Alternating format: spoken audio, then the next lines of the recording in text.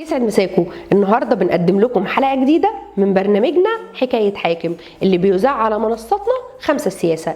احنا هنحكي لكم النهارده عن حكايه القائد عمرو بن العاص ودخوله مصر وايه اللي عمله لما دخل مصر. خليكم معانا وما تروحوش في حته. القائد عمرو بن العاص الوحيد اللي الرسول صلى الله عليه وسلم قال عليه ان كل الناس اسلمت الا ابن العاص قد آمن، لأن الرسول صلى الله عليه وسلم كان شايف إن عمرو بن العاص كان إضافة كبيرة جدا للإسلام ولنشر الدعوة الإسلامية. علشان كده كان شايف إنه إيمانه ودخوله الإسلام دي خطوة جميلة جدا وكبيرة جدا، لدرجة إنه اتكلم عنها بنفسه، لدرجة إن هم كانوا بيقولوا معاوية لكل معضلة وعمرو بن العاص لكل بديهة، من كتر ما كان داهية في التفكير وكان يقدر يخرج من أي مأزق بذكاء شديد.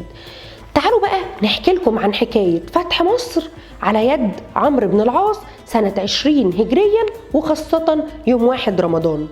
عمرو بن العاص شاف ان بعد سقوط معاقل البيزنطيين في مصر، وخاصة بعد سقوط حصن بابليون، قرر انه يدخل مصر، وبلغ الخليفة عمر بن الخطاب انه قرر انه يدخل مصر. احد المستشرقين الاجانب بيقولوا ان عمرو بن العاص خد قرار دخول مصر وفتحها بعيد خالص عن الخليفة أمير المؤمنين عمر بن الخطاب. وقال المستشرق ده إن سيدنا عمر بن الخطاب بعت لعمرو بن العاص رسوله أو مرساله بيقول له فيها: يا عاص يا ابن العاص، إذا دخلت مصر فسير على بركة الله، وإذا لم تدخل مصر ارجع مرة أخرى. فبيقولوا إن من كتر ذكاء عمرو بن العاص إنه كان خايف جدا إن سيدنا عمر بن الخطاب يأمره بالرجوع، فمرضيش يفتح الرسالة مع الرسول إلا بعد دخوله مدينة رفح المصرية. بعد ما دخل رفح قال للرسول: افتح الرسالة. فلما رآها قال للجيش كملوا، وكان معاه 4000 جندي.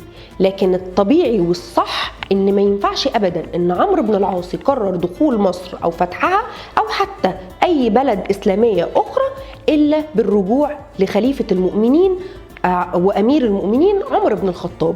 فمعنى كده إن رواية هذا المستشرق مشكوك فيها، والدليل على كده إن صار معاه من الدول الإسلامية 4000 جندي لفتح مصر. بعد ما دخل عمرو بن العاص مصر عمل مدينة الفسطاط.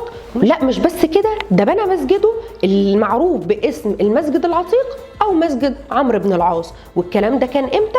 الكلام ده كان سنة 21 هجريا، وخاصة يوم 24 رمضان. شكرا ليكم، ونشوفكم في حلقة جديدة من حكاية حاكم، ونتمنى إن تكون الحلقة عجبتكم وضفنا لكم معلومة جديدة.